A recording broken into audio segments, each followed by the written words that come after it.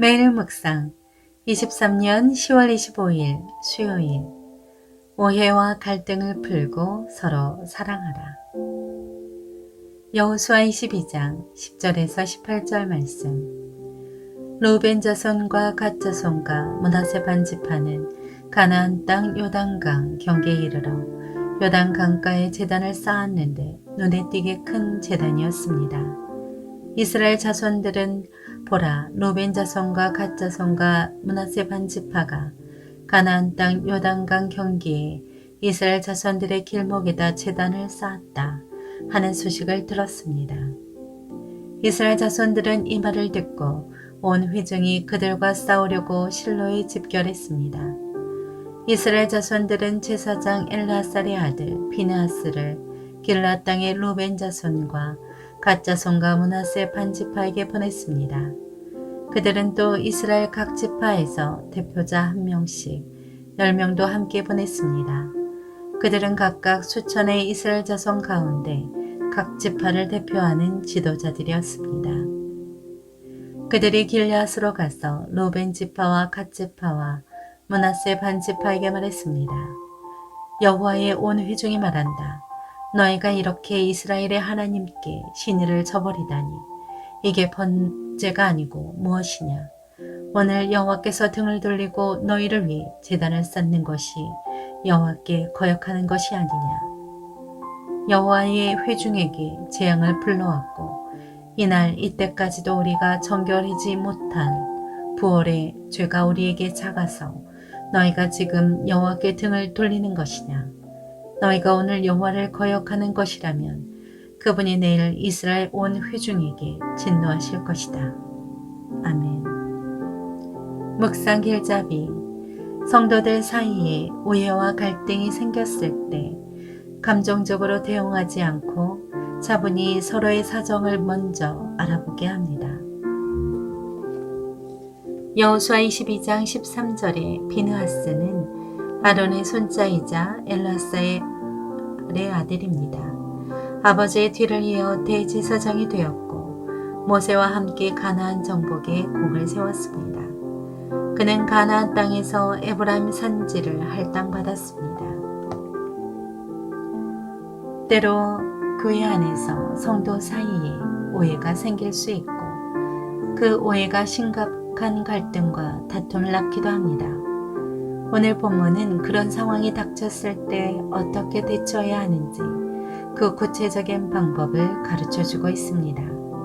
첫째, 성급한 대응의 자제. 요단 동편 지파들이 자신들의 땅으로 돌아가던 길에 하나님의 도우심과 인도하심을 기억하려고 제단을 쌓았습니다.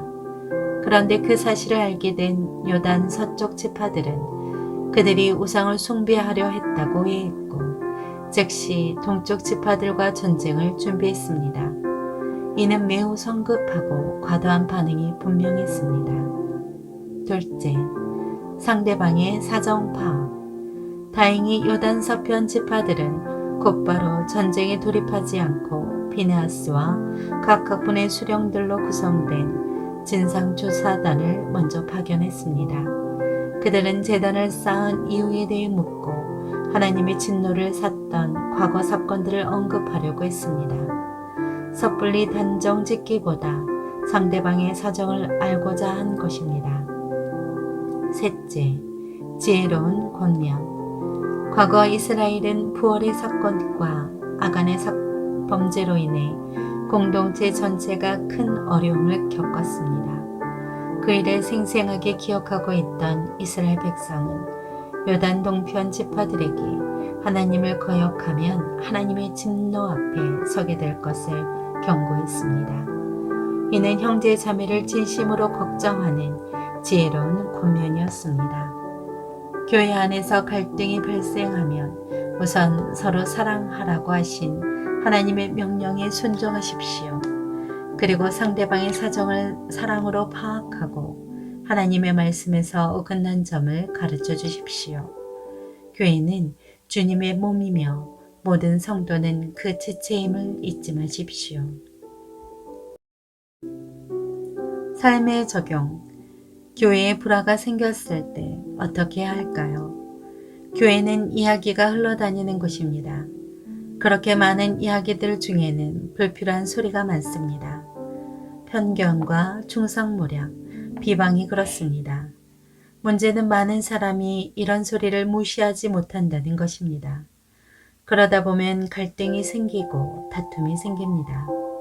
어둠의 세력은 어떻게든지 화해를 이루지 못하도록 방해합니다. 나는 그동안의 목회 경험을 통해 어둠의 세력이 주기적으로 준동한다는 것을 알았습니다. 불화가 일어났을 때에는 무엇보다 예수님의 보혈과 성령의 능력에 의지해야 합니다. 그것만이 문제를 해결할 수 있습니다. 정인수 목사님의 말씀이었습니다. 갈등이 생기면 상대방을 비방하고 혐오하는 세상 사람들을 닮지 마십시오. 기도합니다. 주님, 갈등 중에도 서로를 향한 사랑을 잃지 않는 교회 되게 하옵소서. 예수님의 이름으로 기도합니다. 아멘.